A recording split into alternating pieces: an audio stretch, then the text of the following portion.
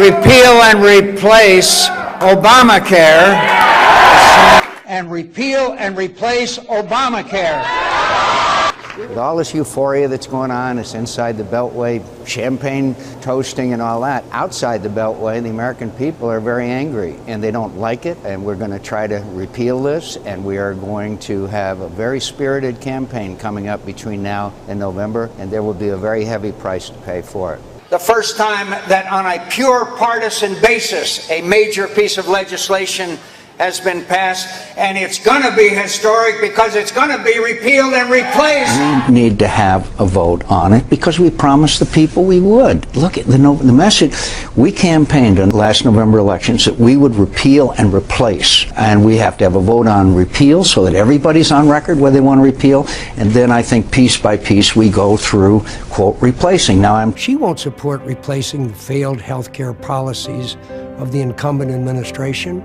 I will. She said her vote for Obamacare was her proudest. She still maintains that even as 10,000 people in Pinal County face the prospect of losing their insurance because the system won't work as they were promised.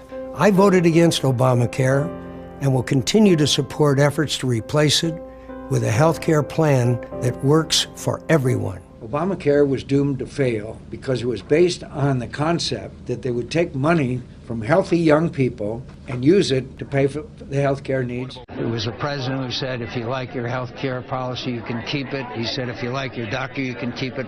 All of that now, they have one provider. It's clear that Obamacare is unraveling and at a rapid rate. We're going to have to go back and not only repeal, but replace. Nonsense. But the point is that now Congresswoman Kirkpatrick wants us to work together to fix it. The problem is that for the first time in history, a major entitlement reform was rammed through the Congress of the United States without a single vote from the other side. I fought for weeks and weeks and weeks against Obamacare, and they would not allow us an amendment. There was not a single amendment allowed, no input from the minority party. We were then in the minority. Now Congresswoman Kirkpatrick wants us to sit down and work together. Here's how we work together. We repeal and we replace it.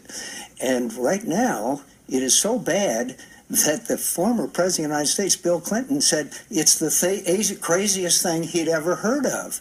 To somehow now call upon Republicans to work with you to fix this disaster after, on the floor of the United States Senate, you did not allow a single amendment, not a single amendment by the Republicans were allowed. It's the first time an entitlement program has ever been enacted without on a strictly partisan basis. You had your 60 votes, you rammed the 60 votes and the Affordable Care Act down our throats. And so now that it's been an abysmal failure, you want us to come and help you bail it out. We want to replace it. We don't want to fix it. We want to replace it because it's been a complete failure. And my state is probably the best example that I know of. We now have 14 of our 15 counties with, guess what, one provider. Do you remember the, if you like your doctor, you'll be able to keep your doctor, period. If you like your health plan, you'll be able to keep your health care plan, period. No man will take it away, no matter what. Of course, that turned out to be a lie.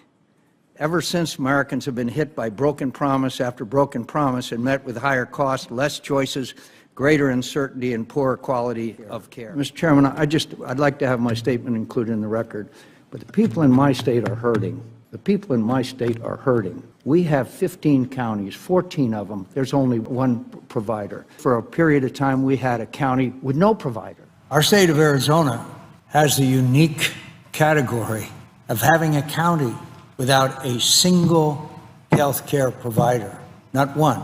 And now our largest county, Maricopa County, is now down to one. And the fact is that I stood on this floor until Christmas Eve morning fighting against Obamacare when it was rammed strictly partisan basis. 60 votes they had, 60 votes they used. For the first time in history, we had a major entitlement reform that was done on a totally partisan basis, and we said at the time that it would fail. It's unraveling as we speak here, and repeal and replace Obamacare. It needs to be replaced.